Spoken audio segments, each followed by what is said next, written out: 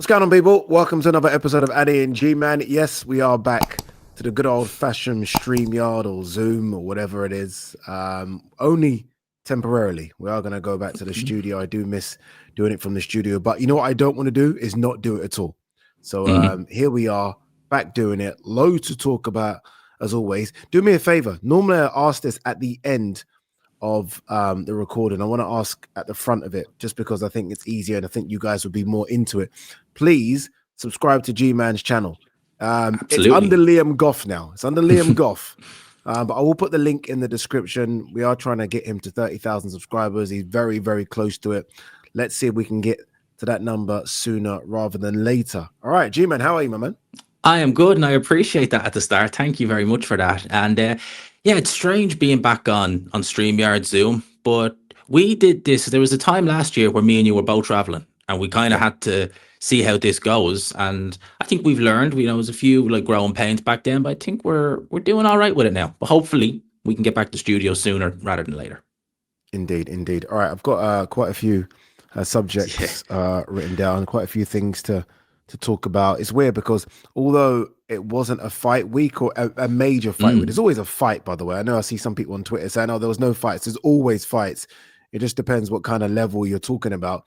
But there wasn't a major fight over the weekend, but there are still so many big stories. I think there are two stories that have really sort of stood out in the last few days. Opetaia going to Zuffa, which I think was a big one, and the emergence of IVB Boxing, who I still think there are mysteries around. We don't quite know who they are. We don't know who the backer is. The face seems to be Ed Pereira, but I don't know if he's the money man. But before we get onto him, let's talk about Jai. Yes. Me and you've had so many conversations about Jai. I think we both respect who he is, respect what he does. I think we both have him as the clear number one cruiserweight in the world. But we've also said that his career seems to have stalled a little bit because of those fights in Australia and not fighting the next man up, the top guy. He's now signed to Dana White, TKO, Zuffa Boxing, obviously Riyadh or Turkey involved in that as well. What do you make of this signing? It kind of came a bit out of left wing. I wasn't expecting it, to be honest with you.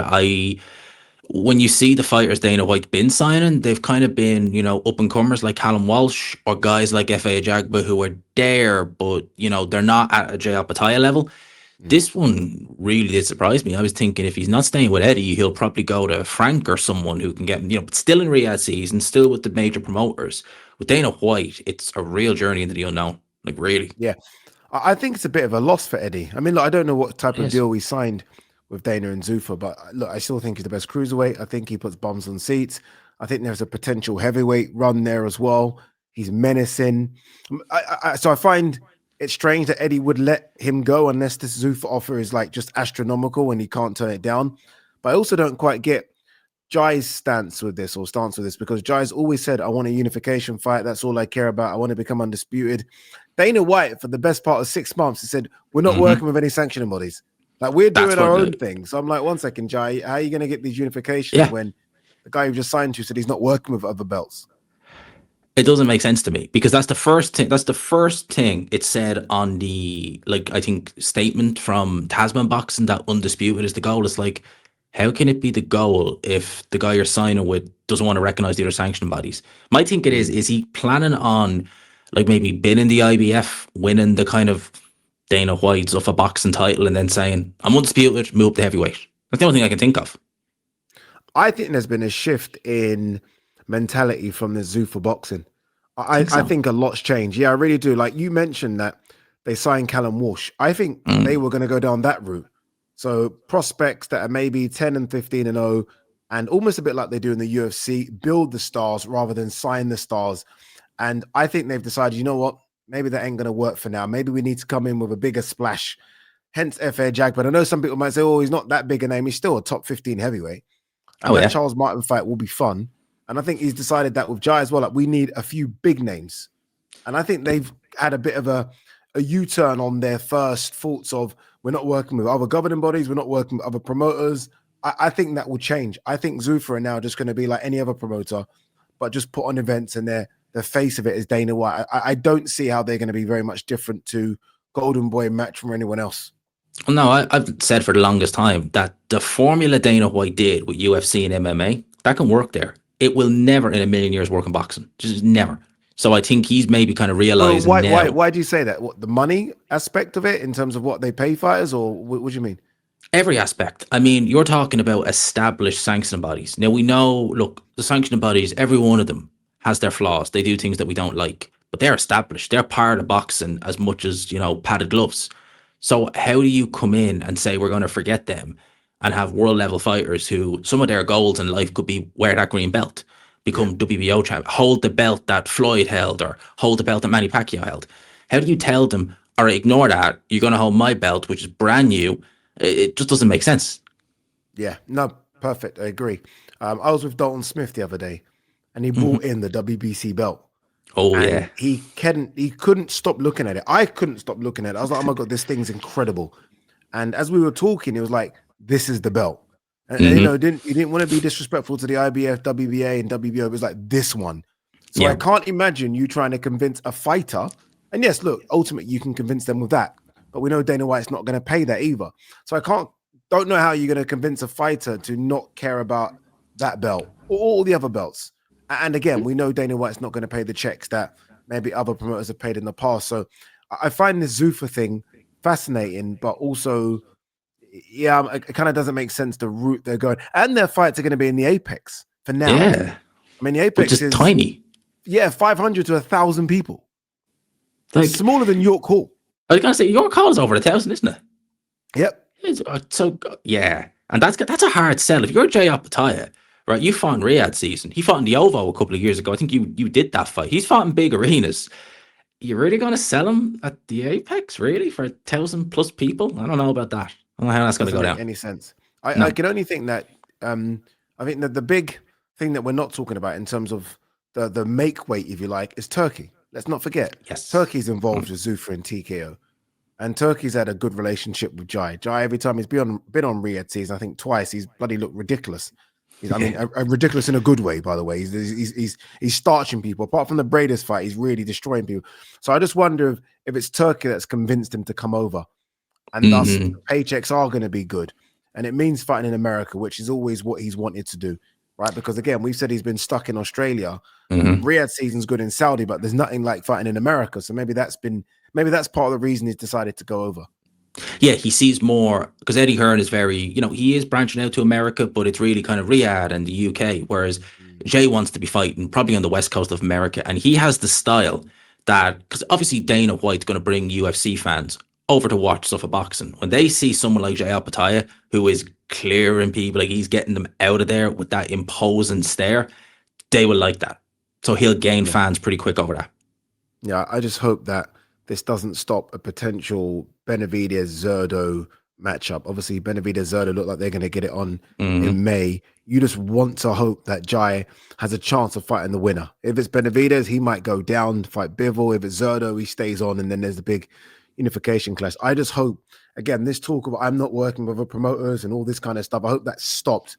Because if I'm Jai and my dream is unifications and big fights, those are the two biggest names out there right now, Benavidez and Zurdo. Anyone else, I'm not joking. I don't mean to be disrespectful to the cruiserweights over here because they're not yet ready for Jai.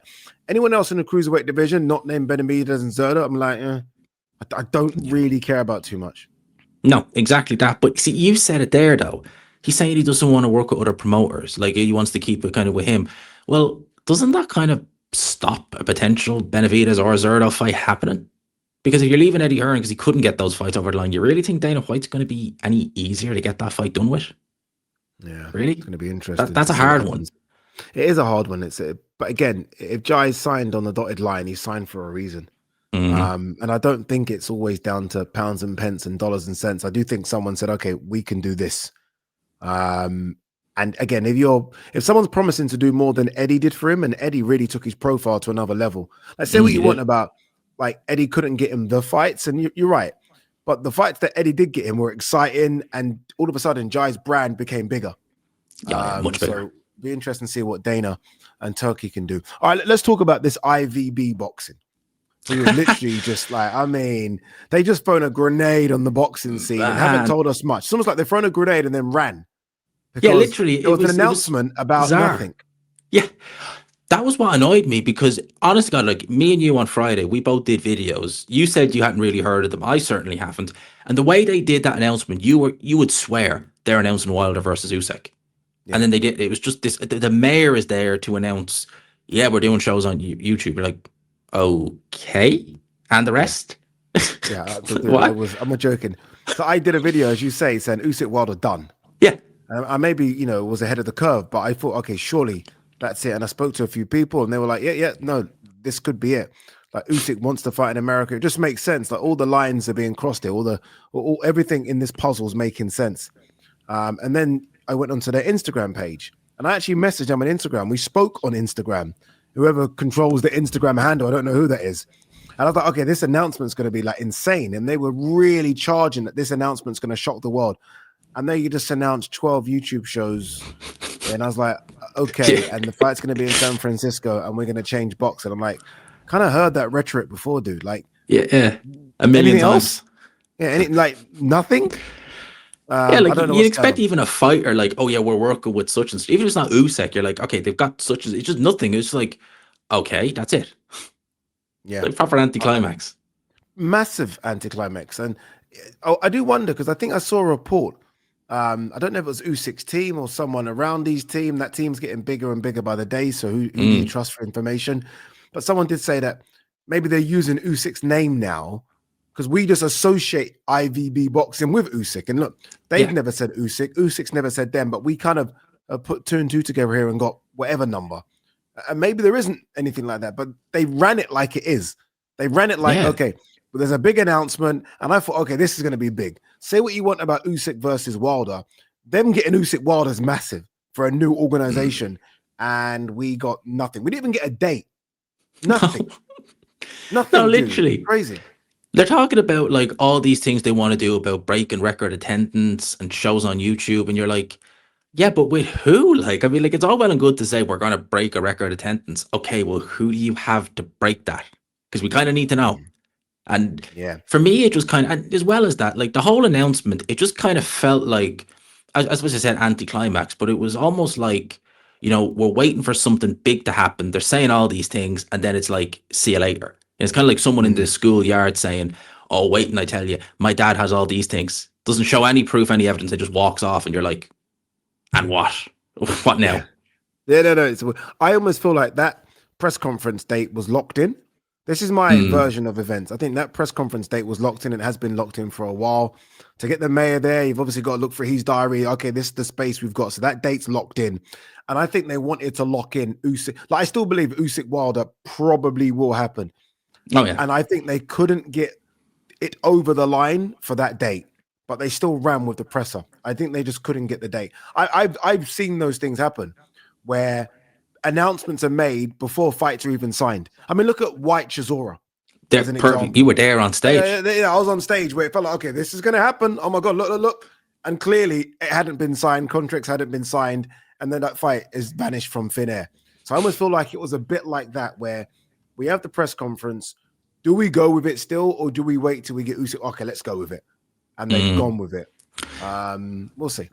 They are strange though, because like they're saying that they're not a promotional company, but they're announcing a deal with YouTube, but they're willing to work with promoters. They're more of an organizer. But it's like, but you do realize these established promoters have networks. Like Eddie and Frank have DAZN, Ben Shalom has BBC and PBC and Ali. It's like, how are you going to convince a promoter? Like, you mentioned saying to Frank Warren, we're going to show one of your fights, one of your main cards on YouTube for free, and the fans are going to come and attend it for free. Frank would be like, what the hell? Same Eddie. Yeah. I will say this, though. You say that, but I do believe that most of these, like Eddie and Frank, have stables that are just enormous. Yes. And even though Eddie and Frank put on shows every single week, there are fighters that are getting stale because they can't get a date. That's what I mean. So I don't know. I do feel that there's a chance that Eddie and Frank might say, okay, you know what? You can almost loan this fighter. Go, take him. And we'll see what we, and we've seen even big fighters. AJ went to fight on Netflix. Yeah. That's a DAZN fighter. Katie Taylor went Netflix, a DAZN fighter. So I think if the money is right, I think they will allow their fighters to go and fight another network, especially if they can't get that fighter said date. And I think we are seeing that with a lot of fighters. I mean, I speak to so many fighters who have just been on the shelf waiting for a phone call. Like literally big name fighters cannot get fights. No, and we didn't. Obviously, when we did Ade Gman last week, it hadn't been announced that Atema versus Franklin was cancelled. There's the fighters having to wait 2 more months. If they could get like a date on one of those shows, boom, I'm on it. They've done the camps. Let's go. There you go. I will say this about YouTube, though. I think that's an interesting sort of added new. I was going to ask about that. What you think of that? I was going to ask because it's strange. Just because, well, I mean, I remember when Huey Fury, Joseph Parker was on YouTube. I mean, it was YouTube pay-per-view. But YouTube have only really done prelims for cards since. I mean, everyone goes onto Facebook or YouTube they've never really taken a card themselves. So that means a new broadcasting team who's going to present these shows. I think it's interesting. I think we've seen Netflix kind of, I don't know, take their first steps into the murky waters of boxing, Amazon Prime. So it's a completely different sort of broadcasting lineup as opposed to 5 years ago when it was Showtime, Sky Sports, HBO had just ended. Now it's DAZN, Netflix, Amazon Prime, YouTube. Yeah, but with YouTube being free, that's the game-changing part. You know, you still have to pay a subscription for Netflix and Amazon. As they said in their statement, everyone has a phone in their hand. Every TV has YouTube already on it. So you don't have to pay anything for this. That's different. How do you pay the fighters then? That's what I mean. That's where I'm confused by all this. They're saying all these things. I mean, we're both YouTubers. We understand ad revenue. But I mean, you're to pay the type of, like, even like let's play the devil's advocate and say they have got Alexander Usyk, yeah? Alexander Usyk for his last couple of fights, I'm going to say 20 million for Dubois, 50 million for Fury. I think I might even be conservative with that 50. How can they afford that? I think he's got a number. He's got a number. Like, he's not going to go below 10 for Wilder. No way. Oh God, no way. And as well as that, you think about like this, as I say, with YouTube, and they're not, maybe they don't do it behind a paywall, right? You'd need to literally be in the billions of views to be able to recoup even a fraction of that. So they just, for me, it just doesn't. Where is this money coming from? That's what I don't understand.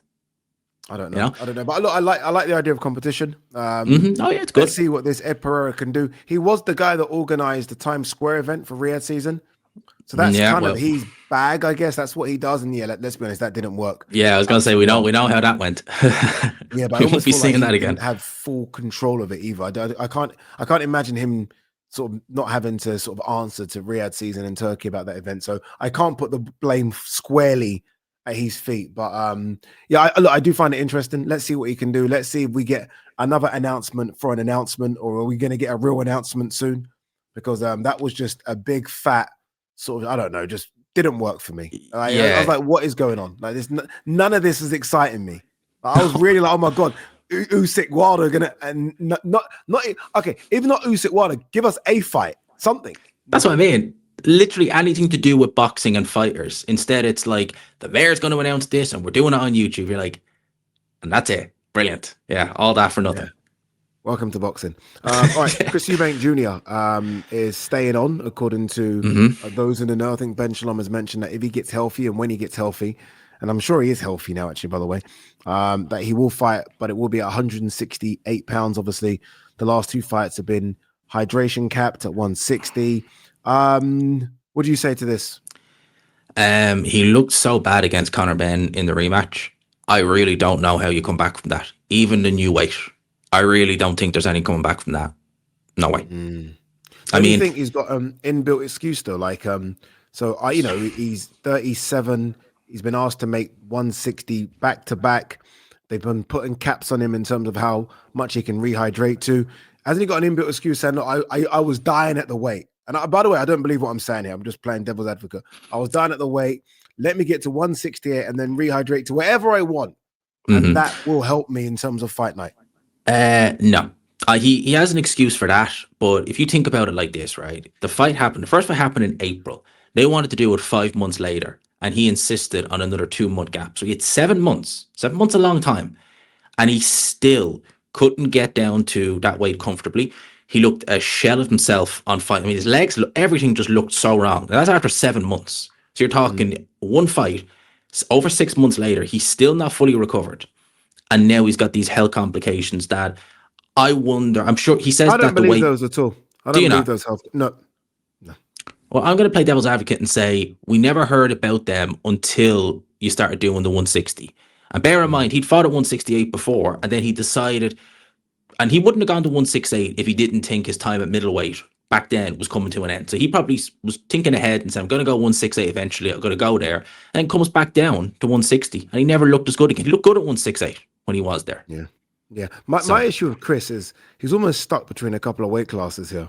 Because I've been around and am around super middleweights all the time. They're huge, around aren't they? Hamza Shiraz quite a lot, Edgar Berlanga quite a lot. You know, I've seen Munguia, who by the way is a 154 guy that came up. Caleb Plant, they're so much bigger than him. Yep. They are so much bigger than him. I know we saw Callum Simpson lose to Troy Williamson, but Callum Simpson, these guys are the walking giants. Yeah, they're huge. Yeah. Chris just almost looks anemic compared to these guys. So I don't know, but I will say this: Chris was never going to go out on that defeat, and he's still a draw. Oh God, yeah. Yeah, I think, and that's the reason I guess Boxer said they're going to add this new pay-per-view platform thing to how they show fights. That's obviously for Chris. Oh, it has to be on BBC, is it? It has to be for him. No, it has to be for him. I do wonder because Turkey announced Canelo's coming back in September and talking about a world title fight. I'm convinced if Chris Eubank Jr. says, right, I'm fighting at 168 and he gets one win, one of the sanctioning bodies, it might not be the WBO and BC because they want Hamza to fight for their title, but one of the other two, the WBA, would probably give him a high ranking. And I wouldn't be shocked if we saw Canelo versus Eubank this year. I'd be astounded. I'd be astounded. Really? Astounded. I wouldn't be surprised. Like, I think the cue to fight Canelo, I think he's so far down that he's just been battered from pillar to post. Did nothing. I think Hamza's so far in front of him in terms of the Canelo shot. We know Turkey likes Hamza Shiraz. Hamza Shiraz is coming off a really good win, so the American audience know him because of knocking out Edgar Berlanga. So he's got that thing where, and let's not forget as well. I mean, the record books say he drew with Carlos Adames, so he's an unbeaten fighter. He's fighting for two potential world title fights. You know, Pacheco and Mbili, and we know he's a Riyadh season ambassador. Yeah, and we know that Canelo's fighting in Riyadh in September. For me, it's hook, line, sinker. That is Hamza Shiraz if Hamza Shiraz fights in May.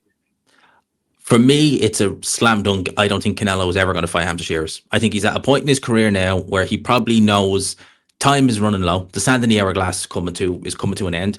I want to pick up a world title and go out on top, but I don't want to fight someone like a Hamza Shiraz. I mean, bear in mind, before he fought Terence Crawford, he was fighting the likes of Edgar Berlanga, Jaime Munguia, people like that you knew he had the beating of, bringing Charlo up 2 weight divisions. He was doing that 3 years ago. You know, he's not going to get any better and he's not going to take any more risks at this stage of his career. He's 36 this year. Yeah, you're right. But I mean, you guys know my favorite fighter is Hamza Shiraz, but let's not pretend Hamza Shiraz is David Benavidez. I mean, Hamza Shiraz is good, but he's not that. No, let's kind of pump the brakes a little bit. Like, I don't think Canelo's running from Hamza Shiraz yet. I mean, Hamza Shiraz could do him, I think. Oh, he definitely could. I still favor Canelo. I still would favor Canelo. Yeah. Canelo just lost to Crawford. I know he did. I think Terence Crawford's a genius. And I just feel like maybe the experience. I mean, I know he blew away Edgar Berlanga, but I don't know, man. I think there's still a few steps to get to Canelo, I believe.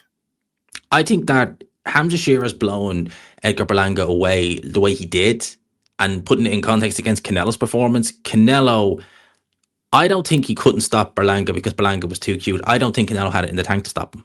And I think that says it all. I really do. If Hamza Shiraz can go in and do that, almost not effortlessly, but you know what I mean, you know, do it fairly resoundingly, and Canelo, who is in his peak, so much better than Hamza Shiraz, if he can't do that, that says it all. Yeah. Look, we'll see. I do think we're going to find out very soon which route Pacheco goes. I hope he goes the Pacheco route. Yes, all right. That's a good fight. We get the element of Frank versus Eddie again. That's the fight that Eddie had in Pacheco that he's had from the beginning. And obviously Frank's been with Hamza from the beginning as well. So it will be very much like another 5 versus 5. Let's talk about what's going on in America, because there's loads going on. And I think the big story coming out of America is what the hell is going on with Virgil Ortiz and Oscar De La Hoya. Oh, man, it went from 1 to 60 real quick, didn't it? Yeah. It's just, it was Oscar saying, you know, okay, I think he did a few videos talking about it and saying there's issues with management. And then it's, you know, all the legal stuff, which you don't want to hear. Go back. This started at Oscar talking about the split. This all seemed to stem from Oscar saying 60-40 Virgil. And I was like, okay, cool. Oscar's although I didn't like that, I was like, okay, Oscar's, trying to get as much money from his man as possible. And obviously Team Virgil stepped in front of that, saying, well, 1 second, we want the fight, but what's Oscar say? It's almost like he's not the mouthpiece for us. And I mean, you don't say that to Oscar, because Oscar will clap back as he does. Clap back. He'll clap back very quickly. Clap back Thursday. Yeah, and he definitely did that. And this is a recurring thing with Oscar, though. I mean, we've seen Ryan have issues with Oscar. Canelo, I mean, don't even go there with Canelo. Think of the fighters that Oscar's had in his books that he's have left them. Like Luis Ortiz. Deontay Wilder, I remember, was a Golden Boy fighter at one stage, up until he won his world title. And the problem is, right, Oscar has such a good eye for talent, because think of the fighters he's had, how good they've been. And one after Munguia is gone. And they're starting to go, and they're not saying particularly stellar things about him. And then we're hearing legal stuff and stuff like that. And that's not what you want to be hearing. And in particular for Virgil, because that could hold his career up if it does go down that route. Yeah, I mean, if you're Virgil, you're not getting out of this contract. No. I don't care who you are. I don't care what lawyer you've got. Golden Boy Oscar De La Hoya contract. I mean, Oscar's wrote more contracts than Virgil's had dinners. Like that contract is watertight. Virgil's one of the biggest stars in that stable. There's no way, unless that contract is up now, that Virgil is getting out of that contract unless he pays a hefty sum. It's just like, why would Oscar even think of letting you out of that contract when his biggest fight for you is coming up next against Boots? Yep. Like, exactly that. Makes no sense. Makes no sense. And Oscar's a former fighter. I'm sure he's seeing what bad contracts look like. He knows how to get ready. He knows what a bad contract looks like. He knows a contract that favors the promoter, because he's probably signed him in his By the career. way, I'm not saying that, though. No, I don't know about that. I don't know about if Oscar's got him under a bad contract. I don't know if Oscar's... Like, I've never known Oscar to be that bad. I think I meant that more in bad contracts for people. Yeah, no, I didn't mean it in a sense of Oscar's giving his fighters bad contracts. I'm sure in the past he's seen that and wanted to make sure that, okay, when I'm promoting it, when I'm doing it, I have the best contract, but it also benefits the promoter as well as the fighter.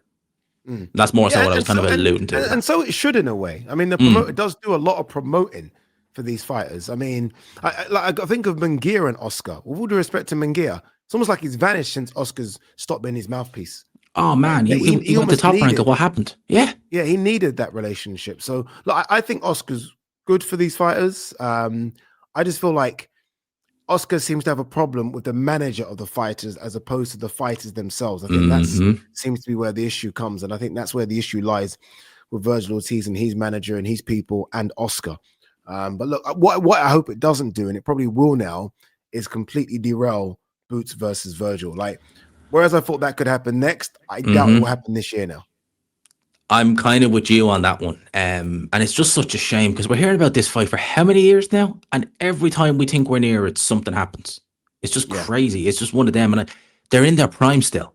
That's the thing. We want to keep them in their prime when they fight. I mean, this is how big this fight is. Neither is a world champion at 154. But yet no one cares. Like, no one's talking about the world title or anything like that. It's just, get this fight done. Yeah, this is bigger in the division than any other fight. Whoever has titles. Like, this means so much more to the sport, to the point where whoever wins this, and it shouldn't be true because Bakram's there, Sebastian Fendora's there, but you'd say the winner of this is the number one in the division. That's how crazy this without fight a world is. title. Yeah, without a world title. That was crazy when you think about it like that. It is. But let's hope for both that this fight does get made somehow. The only person that could make this fight now, for me, is Turkey. Yeah. Exactly. It's now got to the point where he's the only one that can literally say, as he's done in the past with other people, everyone get in a room. We've seen this before. When people have issues, next day you see them all in a photo. Everyone's smiling and hugging. He seems to be the only one that can get everyone in this room. And look, I hate relying on Turkey to do these things because he's done enough for the sport, I think. But get them in a room and just iron this out in one day, please. I 100% agree with you. And again, what you said there, you don't want to rely on Turkey all the time. Because you don't want it to be a case of, right, Turkey to the rescue, or people to take advantage of that and be like, right, be deliberately, we're not going to do this. Where's Turkey? Get him. I'm never going to do it. No, you want these promoters to be able to do it on their own. But I think with this one, as you say, it's just gone to the point now where someone like Turkey has to intervene. Yeah, when you start hearing it getting legal and threats are being sent and people putting up Instagram posts and all this kind of nonsense, you're like, okay, well, 1 second. There needs to be an overseer of this. and let it not get to the stage where, as you say, it goes to court and Virgil's on the shelf in his peak. Let's not forget we had Virgil ill for so many of his peak fights at 147. Right now, he's healthy. He's good to go. He's one of the most exciting fighters in the world. That man cannot be on a shelf. Absolutely not. Yeah. So under no circumstances. Agreed. Zero. All right, let's talk about a man that's come off the shelf, who seems to be posting videos every single day. Yes. I'm talking about the Gypsy King, Tyson Fury, who's in Thailand. And it looks like there's an announcement of some sort imminent, because he keeps on saying, ready to go, ready to go, ready to go, ready to go against who? It was only you said it to me, right? Because every camp he's done, he's always posted like stuff on social, but it's few and far between. He's very private about that. You know, he might post a sparring clip here or there, but as you say, it's literally every day. Like, he is making sure that people know he is motivated and he is ready to go.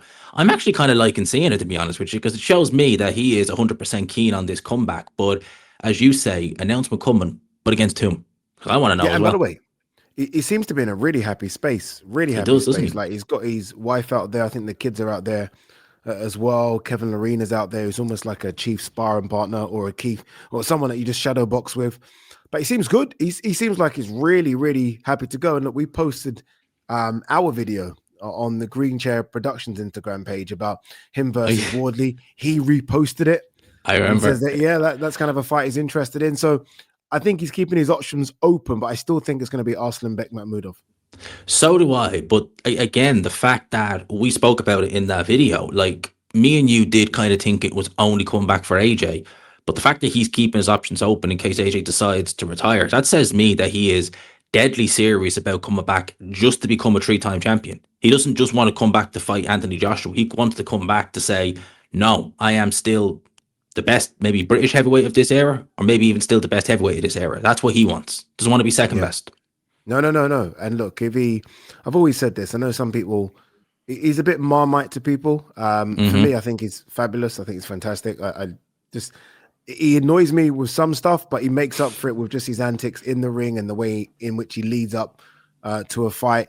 I think it's great to have him back. He is 37 now. Obviously, the best Tyson Fury is years gone. But this version of Tyson Fury still beats 99.9% of the heavyweights I think out there. I know everyone says, Wardley could chin him, and but we have seen Fury hurt and just seems to recover. Yeah, it's like it's nothing with him. Like nothing. Like someone just, I don't know, hit him with a bloody balloon or something. Just, it shocks me how he recovers from this stuff. Man's like the Undertaker. He goes down, he just pops back up again.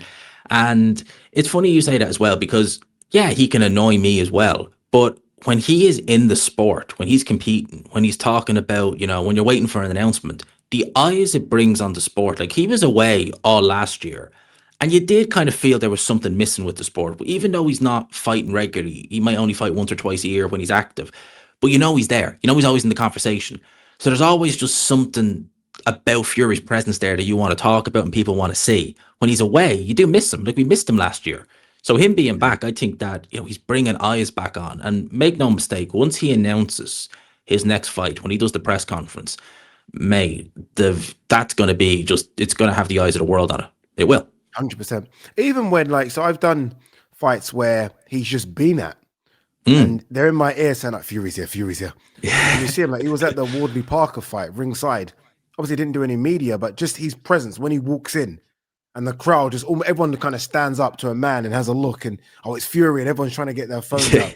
He has that kind of presence about him, and that's why I don't mind a couple more knocks. And look, we hope, and we'll see. The last one, we want it to be AJ September.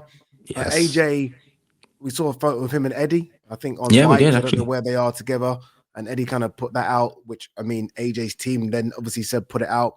There was a bit of him hitting the pads with this Ukrainian team that he's built around him. So slowly but surely, he's coming out again. And I feel like that might be the best thing for him. Completely. Even if it's just training to keep fit, is the best thing in a situation that he's obviously in, is just to, get out, do a bit of training and stuff like that. It's the best thing. It's sitting around all day. That's not going to help. So what he's doing, 100% the best thing to do. I really, I wish AJ even if there's not a fight at the end of this line, even if there's no fight, even as you're not building up to something, I think doing that, being around people that you've known for a long time. Obviously, Eddie and AJ's relationship goes back a very, very long time now. So I think it was good to see that picture, and we wait to see what next with the big man. All right, let's talk about some fights happening, some fights announced. Let's again stick with stateside. Ryan Garcia somehow gets his shot at Mario Barrios. Man. I still find it wild, but look, it's a DAZN fight. Let me not go too far. I do want to cover it. But it is strange. Obviously, you're coming off a defeat, and then before that was a no contest because of PED usage, but you do get a shot at the WBC welterweight title. Before you come in, I did do a video of Ariel last week talking about this, and I said, look, he's lucky. And I just hope that he knows he's lucky because he needs to take one of these opportunities. He still could be eventually the face of the sport. He's got everything. He's got the look, he's got the charisma, he's got the social media following, he can box as well. Let's not forget that the main ingredient, he can fight. He needs to take one of these because this is a gift. You can't keep getting gifts and not taking gifts. Like Rolly Romero was a gift. Yep. Even you being allowed to fight Devin Haney after coming in overweight was a gift. This is another gift. What are you going to do with it? Third time's the charm, I guess. This is his third gift, and I think he'll make the most of it. I still just couldn't get my head wrapped around his performance against Rolly because it was so out of character for him. Like, that was just bizarre how he performed that night. Isn't that part of the issue, though, that he was out of character himself? I mean, yes, I actually think him being a bit mad, like, you know, not you know, what works for him. Like some people that they have that in them, don't they? Some athletes, some actors, they have that kind of thing inside them where they have to be a bit, you know, a bit on edge. And he against Rolly, he was just so mellow. I don't think mellow works for Ryan Garcia. It absolutely doesn't. Because Ryan, like, against Tank Davis, even then, he wasn't great in that fight. We all know what happened. But he was just, you know, blah, blah, blah, blah, blah, you know, giving it all this against Devin. It was all that. And you could see that there was chaos around him, but he was turning that into a good performance. He was bringing that into the ring. Everything was fine in that Rolly fight. And he just fought like someone who was stuck in first gear. He just couldn't get out of it. So I think he needs to have that fire, that kind of, I hope nothing's going wrong for him per se, but he needs to have just that chaos around him to bring out the best performance. Because when he is flowing, I mean, he is a joy to watch. He is. Just the speed, the power, everything. That left hook is man. It's wonderful and it's difficult to read. And don't get me wrong, he throws it too many times. Yeah, but it still whips it with so much speed and power. It can be dangerous. I think he will beat Barrios. So do I. Barrios basically lost to 100-year-old Pacquiao. 45 years of age, Manny Pacquiao. And he got beat. Even though officially it says a draw, man lost that fight. I don't care what anything says, he lost that fight. That's who Ryan's fighting. Yeah, I was with Connor the other day, saw him in the gym. And he asked about that fight as well. Like, what do you think?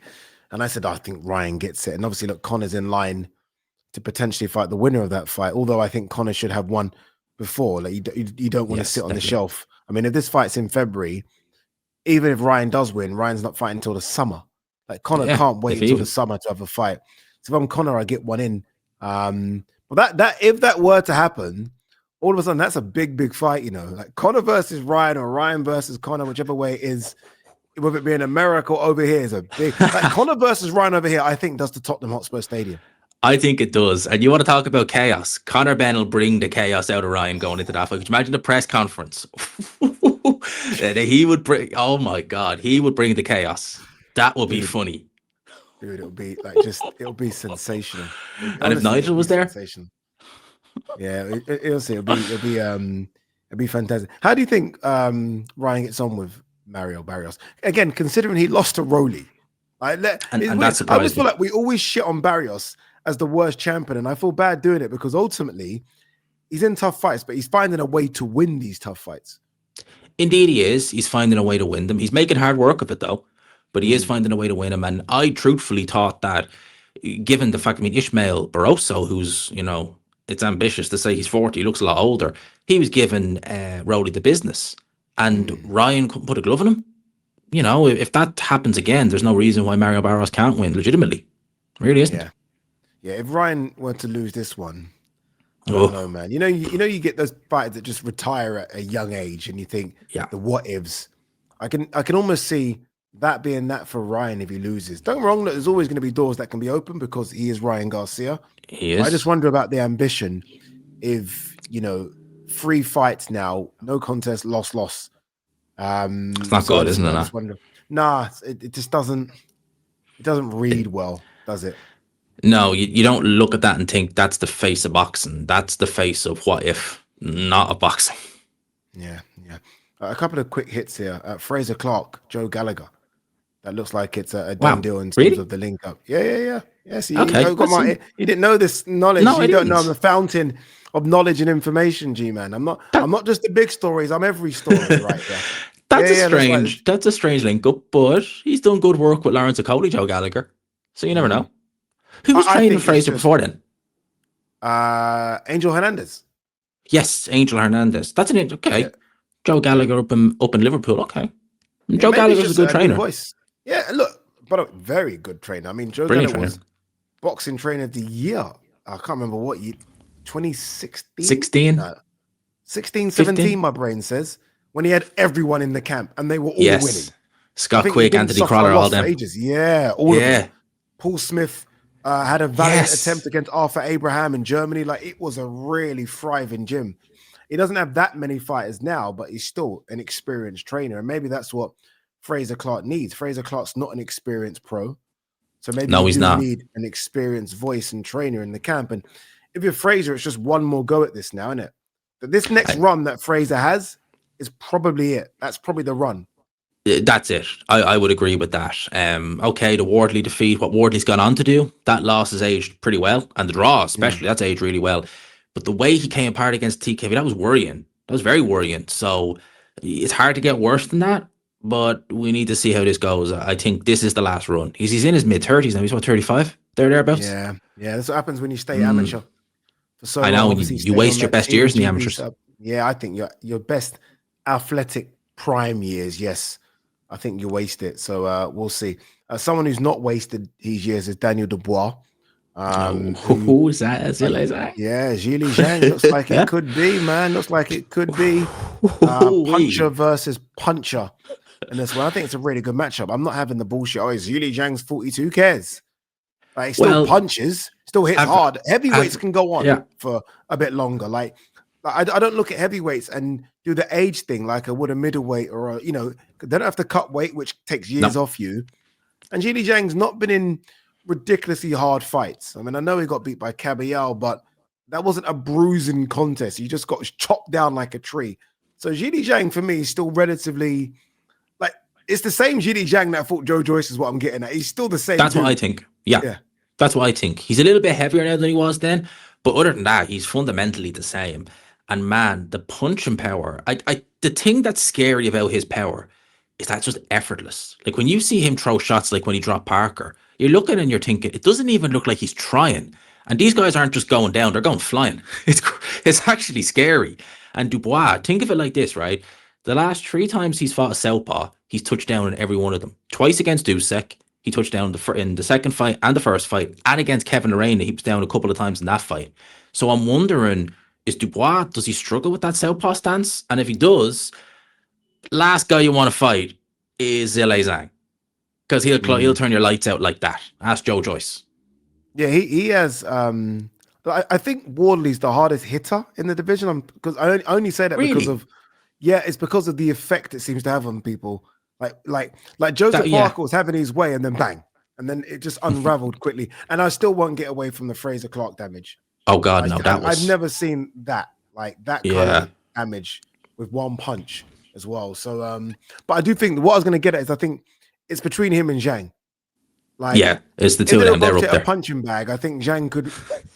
R.I.P. to the punching bag. Yeah, I think Zhang could register a higher punch.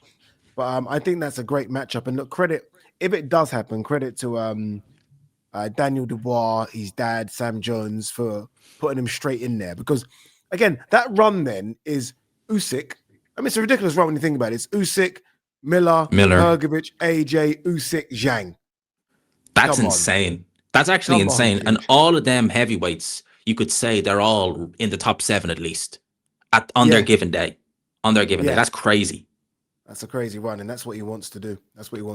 I think he wins. Dubois. I do. Yeah, I think he'll have a scare, but I think he'll win. Okay, let's see. I do wonder, every time. So the names keep vanishing now because, like, I do think Wardley's going to fight Chisora. By the way, I think that's going to happen. I I hope think not. Zhang Dubois, that's going to happen. I have a feeling that's going. It almost makes me always wonder what is Caballero going to do. Like if I'm Caballero, I go the Okoli route now. I know he wants a world title, but Okoli seems to be the only one screaming for this fight. They even made the video and he dubbed it in German. Did you see that? No. Did he really? So he done a video in Germany where he brought his belt saying, I'm here, I'm looking for Caballero. I just looked on his Instagram. He's done the same video and he's dubbed it in German. He says, if you couldn't understand my English, here it is in your language. No way. He did. We did it on Green Chair. There was a clip we did, and Nicole ended up sharing that as well, where we were mentioning that we'd like to see Okoli versus Caballero. Again, we saw the draw Caballero is in Germany. Okoli seems to not have gloves, will fight. That seems to be Okoli's mantra. And I think he'd take that fight. And that's a great fight. Really is. That might have to be what Caballero does. Yeah, I don't mind it. If you're Okoli, you need to do something. You've had 2 fights, or 3 fights in the heavyweight division. The first fight, I can't remember his name. The guy he knocked German out heavyweight, German heavyweight. Then it was Lorena, but that was a bicep tear. And then there was that disaster in Nigeria against Tese. No. Yeah, so you can't. You guys know me and Okoli, my boy. Love for you, Okoli. But I need to see a top 10 guy now. Absolutely. That's now, you've landed in the division. You've had 3 fights. Okay, the first fight, let's get to see where you are. Second fight, too heavy. Third fight, way too heavy. I need to see a 250 Okoli against a top 10 guy. That's what I need to. Even if it isn't a Caballero, I need to see him. Okoli. I need to see something. That's what I was thinking as well. If you can't get Caballero, where is Bacoli? I'm sure I think Bacoli is struggling to get a fight with Ben Shalom on Boxer. Yeah. Let's not forget. I think people forget he is with Boxer. I think it's almost forgotten that he's not with Queensbury or Matchroom. And how many heavyweights do Boxer have? How many dates do they have? I think he's struggling. Yeah, and the BBC, would they be? He's not a big name. Like, they're willing to put on Fraser Clark. People know who he is. They're willing to put on Callum Simpson. People know who he is. Adam Azim. Martin Bacoli in the UK, he's not really that known at all, really. No, of course not. So, no, the BBC going to be like, let's go. And he has his thing. I think the biggest issue, I think, with Bacoli now is that I don't believe that offers aren't coming in. I don't believe that. But his last 3 fights, I don't believe Jared that. Anderson, his last 3 fights have been Jared Anderson, Riyadh season, Joseph Parker, Riyadh season, F.A. Jagba, Riyadh season. We all know those checks are different. Yep. And I think this could be a bit of an issue now when your next fight's not on Riyadh season and you see the number, you're like, well, 1 second, you've missed an O out here. Like that's not the number I'm used to anymore. And I think that could be a problem as well. I think as well, the big problem with Martin Bacoli is, even if those calls are coming in, and if they're not from Riyadh season, is he even in shape to take them? Because he's never in shape these days. Yeah, it's a big problem. I've now, obviously, I used to go at him a lot about the shape. I've now just accepted that's it. Yeah, I've just accepted. There's some fighters that I've just accepted will always be in shape. I've been around Tony Yoka, brilliant looking shape. I've been around AJ, brilliant looking shape. Dillian White in his last fight, yes, he lost, but came in and like, just do that for me. Just come in shape. Say what you want about Chisora. Rarely see Chisora with his belly over his trousers. Again, decent shape. Not AJ shape, but decent, solid shape. Come in shape. I don't think I've ever seen a video of Bacoli doing road running. No, actually, he never does. He only does the sweatsuit and like bag work and stuff. That's all I see. I don't think I've ever seen a video of him jogging. Jog for me, Bacoli. Please, jog for me. All right, we'll end with this one. Fight this weekend, a Matchroom card, headlined by Raymond Muratalla versus Andy Cruz, IBF, a lightweight title. There's a changing of the guard in the lightweight division. Obviously, Devon's long gone. Javante looks like he's going to go jail. Shakur Stevenson's gone to 140. It's now the Abdullah Mason, Floyd Schofield, Herrera, who fought in Germany, and the winner of this. And this is a great fight. Unbeaten versus unbeaten. Muratalla, way more experience. Andy Cruz, maybe a special fighter. We wait to see. I think he is a special fighter. I remember him in the amateurs, seen a couple of his fights against Keyshawn. He is one of those guys where he just makes something so difficult look so easy and fluid. I think he's tremendous. And I think he's a harder puncher than his record suggests. I just don't think he's not sitting down enough on his shots to generate that power. But I think once he does, you might see it in this fight. I think those knockouts are going to start coming aplenty. I think he's got Yeah. so much. Oh, it's crazy how talented he is. Yeah, I think it's 6 fights so far, 3 knockouts or so, which isn't Mhm. shabby, especially considering that No, they've matched him hard early. So they've very. not kind of given him like guys that he should be blown away as you normally get in your first 6 or 7 fights. He's been matched. I think he fought Giovanni Straffen in his second fight. Yes, and Giovanni Straffen's no slouch. Like that's a decent no, second fight. you got Maxie Hughes fighting him years into his pro career, and this guy's fighting him in a second fight. Indeed. Also on the card, Israel Madramov's on this card, but a middleweight debut for Israel Madrimov. Israel Madrimov, middleweight. He was a big 154 pounder. He was, dude. Like he's got really big thighs, big calves, big back. I think he can go to middleweight. And middleweight's dead. Yeah, it is no actually. Disrespect. It's an awful division. It's the worst division in boxing. In terms of star names and names that we know, it's the worst division. Especially now, happened with Alam Kanali. It's all of a sudden it's like this division's open for business. Yeah, well, Erislandy Lara's in his 40s. Looks good. Sorry, go on. Erislandy Lara's in his 40s, way past his prime. He's a long reigning champion now. Says it all. Yeah, it does. And if Israel Madrimov can get a couple of wins, who knows, right? He might sort of jump the queue. Khalil Ko versus Jesse Hart's on this card as well. It's a decent card for Matchroom. It is actually. It's a Jesse Hart still got a little something left. He's a tricky operator, so you want to be careful with him. Yeah, and Khalil Ko's got the one defeat, but he went to Mexico and avenged it in the fight straight after. So he's on a high as well. And I mean, was it light heavyweight division? He could be another name potentially down the road for Ben Whittaker. We need more names, and even someone like a Jesse Hart could be a name. Not particularly big for light heavyweight either. No, I think he's campaigned at 168 before Jesse Hart. He fought Zerdo twice at 168. Oh, there you go. Fought Zerdo twice at 168. All right, there you go, guys. We crammed quite a bit into just over 50 minutes. So as always, that flew by. It flew by loads because there's always great subjects to talk about, and there will be more great subjects to talk about next week as well. But so thank you so much to all of you that are watching. Q&A will be out as well, hopefully today or tomorrow. If you're watching this, we're going to answer as many questions as we can in about 25-30 minutes. Again, I said this at the start of the show. If you are still watching this, then fucking hell, fair play to you. Sign up to G-Man's YouTube page. The target is 30,000 subscribers. Link is in the description. You know what to do with my page as well. Link is in the description. And we'll see you next week on the next one. Boom.